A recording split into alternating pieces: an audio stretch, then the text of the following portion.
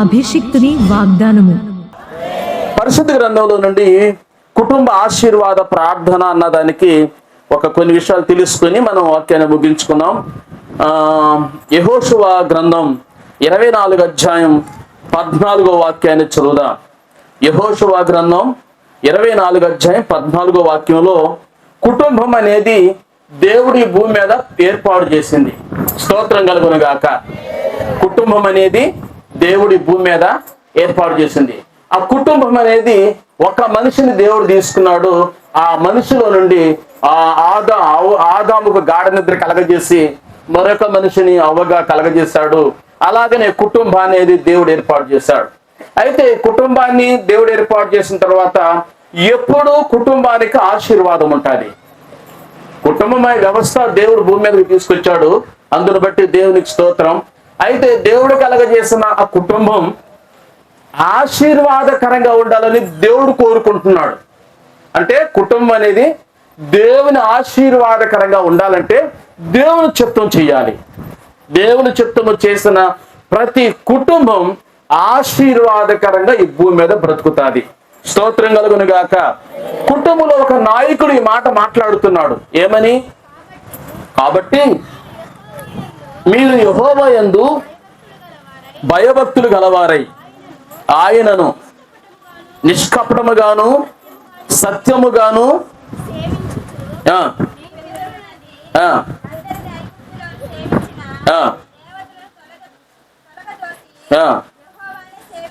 సేవించుడి.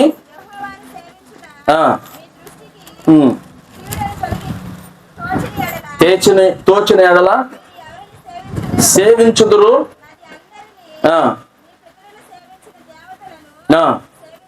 సేవించుదురు.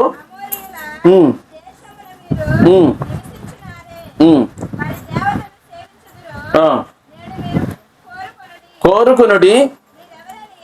మీరెవరిని సేవించెదరు? సేవింప కోరుకొనినను. మీరెవరిని సేవింప కోరుకొనినను. నేనును నా ఇంటి వారును యెహోవాను మాత్రమే సేవించదమనిను. స్తోత్రం కలుగును గాక. నేనును నా ఇంటి వారు మాత్రమే యెహోవాను సేవిస్తాం. ఒక ఇంటి యజమానుడికి ఉండవలసిన నిర్ణయం ఇది. స్తోత్రం కలుగును గాక. ఇంటి యజమానుడు చెప్తున్నాడు. ఈయన ఎవరంటే ఇజ్రాయేలీలకు 2వ నాయకుడు. ఇజ్రాయేల్ ప్రజలందరూ సమకూర్చాడు. అక్కడ అందరూ సమకూర్చారు. ఓ ఇజ్రాయేలారా, మీరు గతంలో ఐగుప్తు దేశంలో ఉన్నారు. మీరు అక్కడ ఏ తెగులు వచ్చిందో మీకు తెలుసు. అయితే అక్కడ దేవుడు మీ ఎడల ఎలాంటి అద్భుతాలు ప్రభు చేశాడో ఆ విషయం మీకు తెలుసు. అయితే అనేక దేవతలను ఆరాధన చేసే పరిస్థితులు మీకు తెలుసు. అయితే మీరు ఎవరిని సేవిస్తారో నాకు తెలియదు. మీరు ఎవరిని సేవించినా నేను నా ఇంటి వారు మాత్రమే యెహోవాను సేవిస్తాం. స్తోత్రం కలుగును గాక. అలాంటి ఉద్దేశమే మన ప్రియ సహోదరిని అకుల ప్రిస్కిల వారిది. మేము మా ఇంటి వారు మాత్రమే యెహోవాను సేవిస్తాం. ఎంత అద్భుతకరమైన ఒక నిర్ణయం. ఎందుకోసమనంటే ఒక ఇంటి యజమానుడికి ఉండవలసినటువంటి గొప్ప నిర్ణయం. ఇంటి యజమానుడికి ఏముండాలి? గొప్ప నిర్ణయం ఉండాలి. చాలా మంది కుటుంబాల్లో స్త్రీలే మందిరానికి వస్తారు కానీ పురుషులు రారు. స్త్రీలే మందిరానికి వస్తారు కానీ పురుషులు రారు. ఇక్కడ నిర్ణయం తీసుకుంటుంది ఎవరు తెలుసా? ఒక ఇంటి స్త్రీ కాదు ఈమె. ఒక ఇంటి స్త్రీ కాదు, పురుషుడు. ఈయన ఎవరంటే నాయకుడు. ఎవరు? నాయకుడు అంటే మాలాంటి సాధారణ వ్యక్తి కాదు. ఇజ్రాయేలీలను 2వ తరమైన ప్రజలను నాయకత్వాన్ని నడిపిస్తున్నటువంటి నాయకుడు. ఇందాక వాక్యంలో దైవ సేవలు చెప్పినట్టుగా దీంట్లో బలవంతం లేదు. దీంట్లో ఈ వచనాలు ఏమి లేదు. బలవంతం ఉందా? నేను యెహోవా దేవుణ్ణి ఆరాధన చేస్తున్నాం, మీరు కూడా తప్పనిసరి చెయ్యాలి అని అంటున్నాడా? చెప్పాలి అంటున్నాడా? అలాగంట్లా మీరు ఎవరు సేవిస్తారో నాకు తెలియదు. నేను ఆ ఇంటి వారు యెహోవాను మాత్రమే సేవిస్తాను. స్తోత్రం కలుగును గాక. అంటే పరిశుద్ధ దేవుని ఆరాధించాలని ఒక నాయకుడికి ఒక కోరిక ఉంది. ఒక కోరిక ఉంది. పరిశుద్ధ దేవుణ్ణి ఆరాధించాలని ఇంట్లో మొట్టమొదటగా ఎవరికి ఉండాలంటే ఒక నాయకుడికి ఉండాలి ఈ కోరిక. ఎవరికి ఉండాలి? ఇంటిలో ఉన్న యజమానులకు ఉండాలి. అయితే ఈ నాయకుడు ఏం చేస్తున్నాడంటే పరిశుద్ధ దేవుని మాత్రమే మేము ఆరాధన చేయాలి, ఇది మా నిర్ణయం, ఇది మా పట్టుదల అని అనుకుంటున్నటువంటి ఆ నాయకుడు మరొక కుటుంబానికి దగ్గరకు వచ్చేసేలేకే మా కుటుంబం అంతా పరిశుద్ధత కలిగి ఉండాలని మరొక నాయకుడు కోరుకుంటున్నాడు. స్తోత్రం కలుగును గాక. అర్థమవుతుందా? ఒక నాయకుడు ఏమని కోరుకున్నాడంటే ఇంటి యజమానుడు లేదా నాయకుడిన. అర్థమవుతుందా? నాయకుడు లేదా యజమానుడు, వాళ్ళ ఇంటి వరకు యజమానుడు, నాయకత్వంలోకి వచ్చేసరికి ఈ నాయకుడు. ఇజ్రాయేలుకు రెండవ నాయకుడు ఈయన. మొదటి నాయకుడు ఎవరు? మోషే. రెండవ నాయకుడు యెహోషువ. ఈ యెహోషువ ఏమన్నాడంటే పరిశుద్ధ దేవుని మాత్రమే మేము ఆరాధన చేయాలి. ఈ రెండవ నాయకుడు యోబు గ్రంథం 1వ అధ్యాయము 5వ వచనంలో చదివితే ఆయన మనసులో కూడా ఏముందో ఒకసారి చదువుదాం. యోబు గ్రంథం 1వ అధ్యాయం 5వ వచనం. ఈ నాయకుడు ఏమని అంటున్నాడు? ఇంటి నాయకుడు సంగతిది. యోబు గ్రంథం 1వ అధ్యాయం 5వ వచనం. వారి విందు దినములు పూర్తిగాక యోబు తన కుమారులు పాపము చేసి హృదయములో అని పిలువనంపించి వారిని పవిత్రపరిచి అరుణోదయమున లేచి ఒక్కొక్క నిమిత్తమై వచ్చాను. అంటే ఆ కుటుంబంలో ఉన్న వాళ్ళందరూ పరిశుద్ధత కలిగి ఉండాలని ఆయన ప్రార్థన చేస్తా ఉన్నాడు. స్తోత్రం కలుగును గాక. ఇంటిలో ఎవరు భక్తి కలిగి ఉండాలంటే మొట్టమొదటగా ఇంటి యజమానుడు ఇంపార్టెంట్. ఈ యెహోషువ అనే నాయకుడు ఒక నిర్ణయానికి వచ్చేసాడు. రెండవది యోబు అనేటువంటి ఈ నాయకుడు, ఈయన గొప్ప ఆస్తిమంతుడు. ఈయన యోబు అనే వ్యక్తి ఎవరు? గొప్ప ఆస్తిమంతుడు. అంత ఆస్తిమంతుడైనా ఎన్ని కోట్లు ఆస్తి ఉన్నప్పటికీ కూడా తన పిల్లల మీద ఒక దృష్టి ఉంచాడు. స్తోత్రం కలుగును గాక. ఈరోజు చాలా మంది ఏం చేస్తున్నారంటే పిల్లల మీద దృష్టి పెట్టట్లా. ఉదయం లేచిన మొదలుకొని పని వెళ్ళిపోవాలి, పని చేసుకోవాలి కాదు, పని చేసుకోవాలని కాదు, కానీ ఇంపార్టెంట్ గా దేవుడు మనకిచ్చిన పిల్లల మీద దృష్టి పెట్టాలి. స్తోత్రం కలుగును గాక. ఎందుకోసం పిల్లలు దేవుడు మనకిచ్చిన గొప్ప ఆస్తి. అందుకదండి ఈ భూలోక సకల ఐశ్వర్యాలు ఉన్నా పిల్లలు సరైన పద్ధతులు లేకపోతే ఎన్ని కోట్లు ఆస్తున్నా కూడా ఏమైపోతుంది? అంత వ్యర్థమే. అందుకని ఇంత ఆస్తి కలిగిన వ్యక్తి ఏమనంటే అరుణోదయంలో లేసి ఏం చేస్తున్నాడంటే ఒక్కొక్కరి కొరకు ప్రార్థన చేస్తా ఉన్నాడు. స్తోత్రం కలుగును గాక. మొదటి కుటుంబం ఏంటిది? పరిశుద్ధ దేవుణ్ణి మాత్రమే ఆరాధించాలని ఒక నాయకుడికి ఉంటే మరొక నాయకుడు అంటున్నాడు మేమంతా పరిశుద్ధత కలిగి ఉండాలి. అంటే కుటుంబం అంతా ఏముండాలని ఆశపడుతున్నాడు? పిల్లలందరూ కలిసి పరిశుద్ధత కలిగి ఉండాలని ఆయన ప్రార్థన చేస్తూ ఉన్నాడు. రెండవ నాయకుడు. మూడవ వ్యక్తి ఆలోచన చేసినప్పుడు అయితే పరిశుద్ధత ఎలా వస్తుంది? 119వ కీర్తన 9వ వచనం చదివితే అక్కడ వాక్యం సెలవిస్తా ఉన్నది. యవనస్తులు దేని చేత తమ నడతను శుద్ధిపరచుకుందురు? నీ వాక్యమును బట్టి దానిని జాగ్రత్త చూసుకున్నట్టు చేతనే కదా. అంటే పరిశుద్ధత ఎలా వస్తుందంటే వాక్యాన్ని పోల్చుకోవాలి. వాక్యంలో పవిత్రత ఉంది, పరిశుద్ధత ఉంది. ఆ వాక్యమే ఏం చేస్తుందంటే పరిశుద్ధపరచుచున్నది. మన కుటుంబాన్ని పరిశుద్ధపరిచేది ఏంటిది? దేవుని వాక్యం. హల్లెలూయా. దేవుని వాక్యం.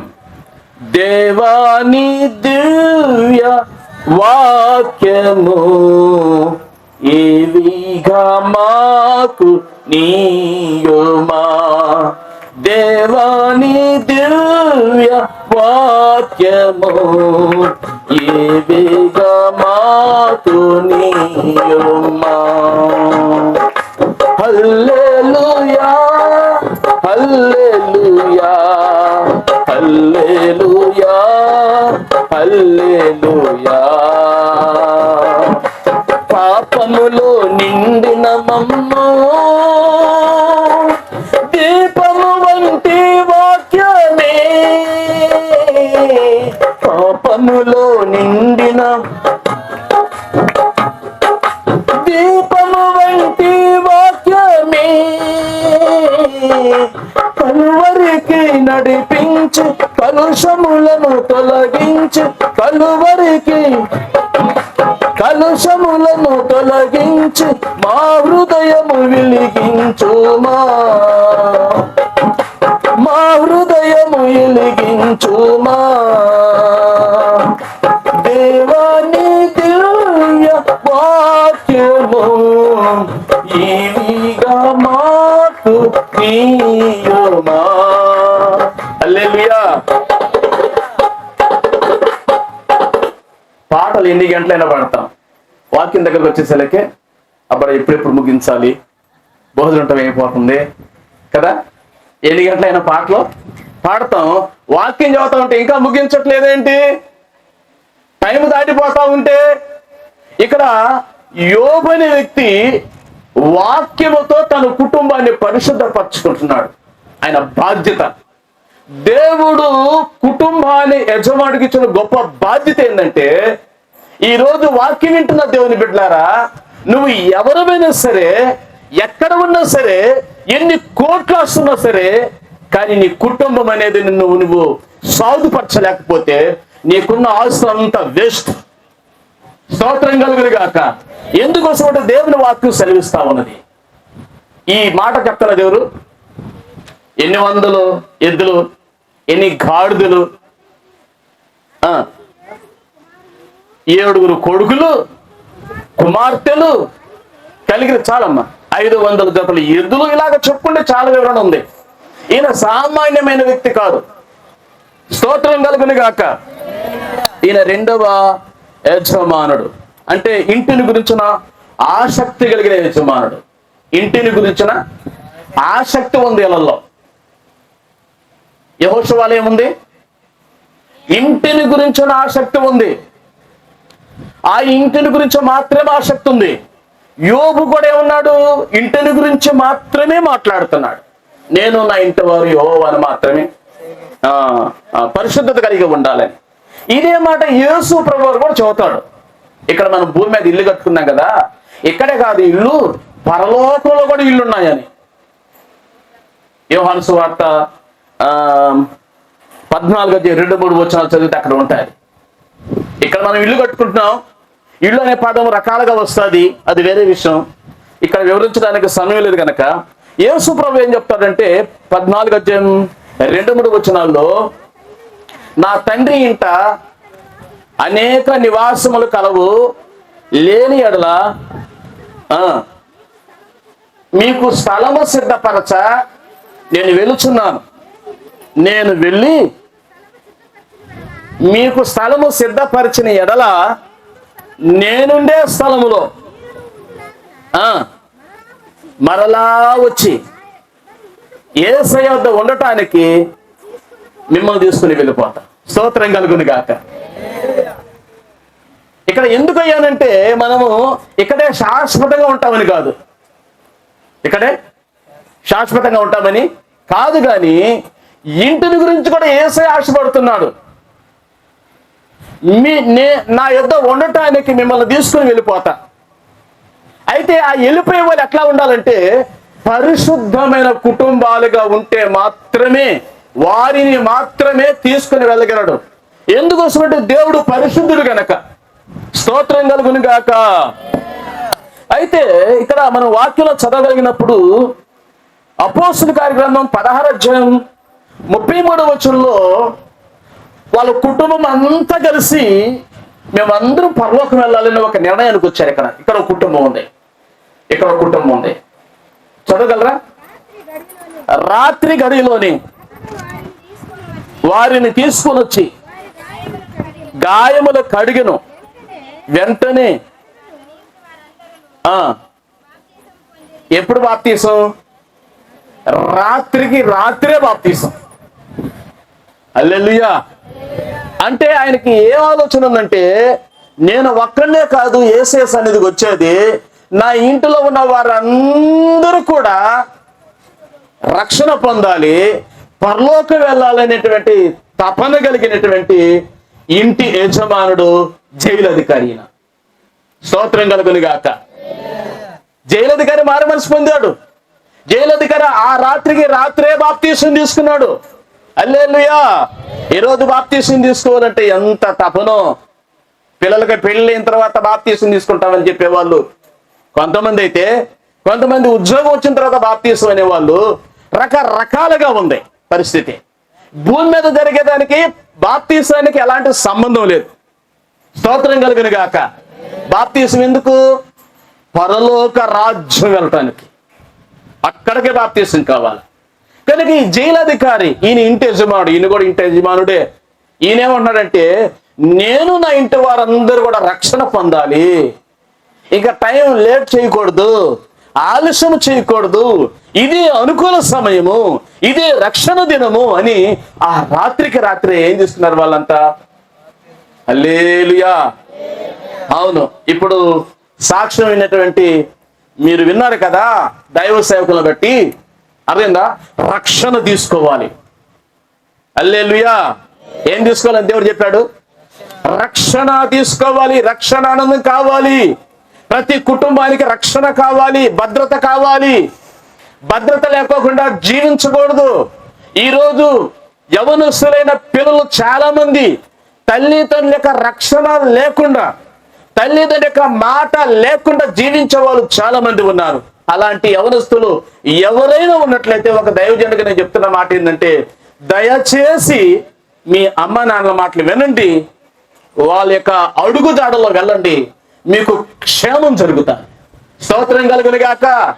ప్రభు చెప్పాడు కదా, నీ తల్లిని తండ్రిని సన్మానించను, భూమి మీద నువ్వు ఎలా ఉంటావంటే దీర్ఘాయుష్మంతుడిగా బతుకుతావు.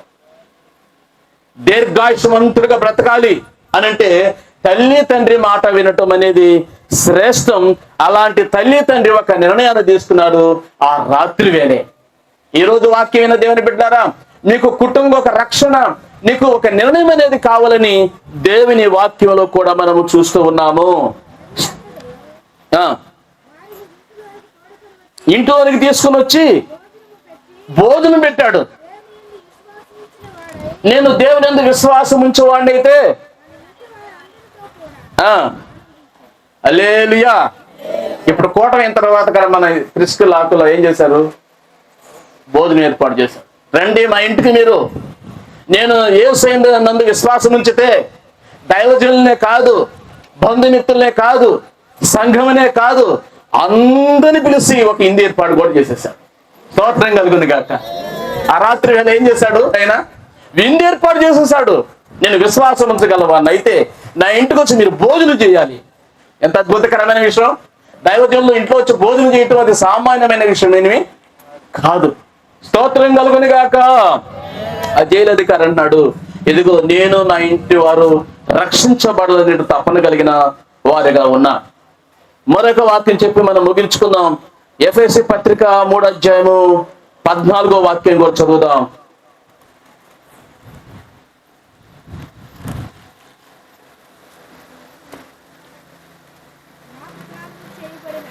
మూడవ అధ్యాయము 14వ వాక్యం. ఎఫెసీ పత్రిక. ఈ హేతువు చేత పరలోకమందును భూమి మీదను ఉన్న ప్రతి కుటుంబము ఏ తండ్రిని బట్టి పిలవబడుచున్నదో ఆ తండ్రి ఎదుట నేను మోకాలుని మీరు అంతరంగ పురుషుని యందు శక్తి కలిగి ఆయన ఆత్మ వలన బలపరచబడినట్లుగాను క్రీస్తు మీ హృదయములలో విశ్వాసము ద్వారా నివసించినట్లుగాను స్తోత్రం కలుగును గాక. ఈ వచనాలు చదువుకుంటూ వస్తే సంఘము కూడా ఒక కుటుంబం. దేవుని సంఘము కూడా ఎలా అని చెప్పండి, వాక్యం సెలవిస్తా ఉన్నది, ఇది కూడా ఒక కుటుంబమే. దేవుని మందిరంలోకి వచ్చిన ప్రతి ఒక్కరూ కుటుంబంలో, దేవుని కుటుంబంలో ఉన్నటువంటి వారు. పౌలు గారు మాట్లాడుతున్నారు ఇక్కడ, ఓ సంఘమా, ఎఫెసీ సంఘమా, పరలోకంలో ఒక కుటుంబం ఉంది, భూమి కూడా దేవుడు కుటుంబంగా నియమించుకున్నాడు. కనుక దేవుని మందిరానికి రావటం కూడా దేవుడు ఏర్పాటు చేసుకున్న గృహం లేదా కుటుంబం. దేవుని మందిరం ఏంటి చెప్పండి, దేవుడు ఏర్పాటు చేసుకున్న కుటుంబం. కనుక దేవుడు ఏర్పాటు చేసుకున్న కుటుంబంలో సంఘస్థులు అందరూ ఎలాగా ఉండాలని ఆయన ప్రార్థన చేస్తున్నారంటే, ఆధ్యాత్మికంగా బలం పొందుకోవాలని నేను మీ అందరి కొరకు ప్రార్థన చేస్తా ఉన్నాను అన్నాడు. స్తోత్రం కలుగును గాక. అంటే ఆధ్యాత్మికమైన విషయంలో రక్షణ పొందాలని, బాప్తీసం తీసుకోవాలని. ఇందాక దైవ సేవలు చెప్పారు కదా, ఏమని, ఈ ప్రయాస హైదరాబాద్ నుంచి గుంటూరు వచ్చి, గుంటూరు నుండి ఒంగోలు వచ్చి, ఒంగోలు నుంచి కొత్తపట్నం బస్ స్టాండ్ దిగి అక్కడి నుంచి ఇక్కడికి. ఏంటి ప్రయాస? కారణం ఏంటంటే, ఇదిగో ఈ కొన్ని ఆత్మలు సంఘంలో చేర్చబడి ఆత్మ సంబంధమైన దైవాశీర్వాదం పొందుకోవాలని. అందుకోసమే ఈ గొప్ప ప్రయాస. కనుక ఈ మధ్యాహ్న కాలంలో వాక్యం విన్న దేవుని బిడ్డలారా, కుటుంబ వ్యవస్థను దేవుడు భూమి మీదకి తీసుకొచ్చాడు. అయితే ఆ కుటుంబం ఆశీర్వదించబడాలంటే దుష్టత్వంలో నుంచి కుటుంబం అంతా బయటికి రావాలి. స్తోత్రం కలుగును గాక. ఎవరు రావాలి? కుటుంబంలో ఉన్న వారందరూ ఆ దుష్టత్వం నుంచి బయటికి రావాలి. మా కుటుంబం అంతా దుష్టత్వం నుంచి బయటికి వస్తాం. పరిశుద్ధ దేవుని మాత్రమే మేము ఆరాధన చేస్తామన్నాడు కుటుంబ యజమానుడైనటువంటి యెహోషువ. స్తోత్రం కలుగును గాక. మరొక కుటుంబ యజమానుడైన యోబు అన్నాడు, మా కుటుంబం అంతా పరిశుద్ధత కలిగి మాత్రమే ఉండాలని. మరొక కుటుంబ యజమానుడు అన్నాడు, ఆ రాత్రికి రాత్రే మేమందరం పరలోకం వెళ్ళిపోవాలని బాప్తీసం ఇస్తున్నాడు. ఈ కుటుంబాన్ని బట్టి యేసు ప్రభువు అన్నాడు, మీరు కుటుంబాలుగా ఉన్నారు గనక నేను వెళ్ళిపోతున్నాను, అక్కడికి వెళ్ళి మీరు ఉండటానికి మీరు వస్తారు గనక అక్కడ మీరు వచ్చిన తర్వాత మీకు ఏం కావాలంటే కుటుంబంగా ఉండటానికి నివాసాలు ఏర్పాటు చేస్తానని అన్నాడు. స్తోత్రం కలుగును గాక. అంత మాత్రమే కాకుండా ఈ కుటుంబం అనే మందిరంలోనికి రావాలి. ముందు దేవుని మందిరం ఎలాంటిదంటే, దేవుని మందిరానికి నువ్వు టచ్ చేయకోకుండా పరలోకానికి వెళ్ళటానికి ప్రదేశం లేదు. దేవుని మందిరం అనేది ఎలాంటిదంటే, ఒక దేవుని దగ్గరికి వెళ్ళటానికి సిద్ధపాటు యొక్క ప్లేస్ అది. దేవుని మందిరం ఎలాంటిది? ఒక కుటుంబమే. ఇది కూడా దేవుని దగ్గరికి వెళ్ళడానికి సిద్ధపాటు ప్లేస్ అన్నమాట. అక్కడ సిద్ధం చేస్తారు నిన్ను. స్తోత్రం కలుగును గాక. దేవుని మందిరం అలాంటిది. కనుక దేవుని మందిరానికి మన గ్రామంలో అభిషక్తిని కృపా చర్చి కారుడు వారి యొక్క బజార్లో ఉంది కనుక ప్రతి ఆదివారం ఉదయం 10:30కు ప్రార్థన ఉంటుంది.